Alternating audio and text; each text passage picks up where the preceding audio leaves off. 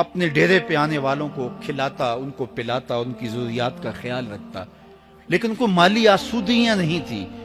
ہوتا یہ تھا کہ بعض اوقات لوگ آتے تو ادھار لے کر کے وہ لوگوں کو کھلا دیتا۔ خیر، چونکہ فقیر کا مزاج یہ ہوتا ہے کہ لوگ آئیں اس کے ڈیرے سے کھائیں۔ بابا بلے شاہ نے بھی کہا تھا نا، اٹ کھڑک کے دکڑ بجے تتا ہووے چلا، آن فقیر کھا کھا جاون راضی ہووے بلا۔ یہ فقیروں کا مزاج ہے، تو جو بھی آتا اس کے ڈیرے سے کھاتا، اور وہ ادھار اٹھا اٹھا کے لوگوں کی ضروریات کو پورا کرتے رہتے۔ وقت آخر آ گیا، جن لوگوں نے ادھار دیا تھا وہ سارے تقاضا کرنے آ گئے۔ اب بابا جی کو کیا فکر لاحق ہے کہ یہ میرے مہمان اور میں ان کو کچھ پیش کرنے کی صلاحیت نہیں رکھتا۔ ایک بچہ تھا، وہ کچھ سامان بیچ رہا تھا، پتیسا بیچ رہا تھا یا کوئی اور چیز بیچ رہا تھا۔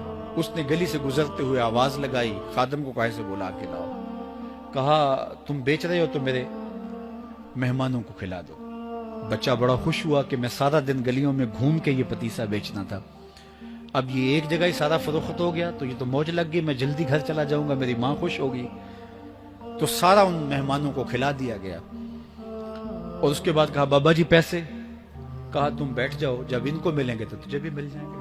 وہ بیٹھ گیا، 2 4 10 منٹ بیٹھا تو بچہ تھا، پھر کھڑا ہو گیا، بابا جی پیسے؟ کہا جب ان کو ملیں گے تو تجھے بھی مل جائیں گے۔ پھر آدھا گھنٹہ گزرا تو پھر اس نے کہا بابا جی پیسے؟ میری ماں میرا انتظار کر رہی ہے، ہمارے گھر کا چولہا اسی سے جلتا ہے، میں یہ پیسے لے کر جاؤں گا اور میری ماں کوئی ہنڈیا خریدے گی اور ہم شام کا گھر کا کوئی سلسلہ کریں گے۔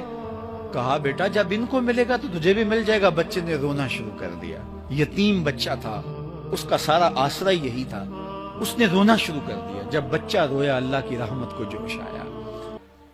کوئی مرید نذرانہ لے کے ان بزرگوں کے پاس آ گیا اور اشرفیوں کی بھری ہوئی تھیلی پیش کی۔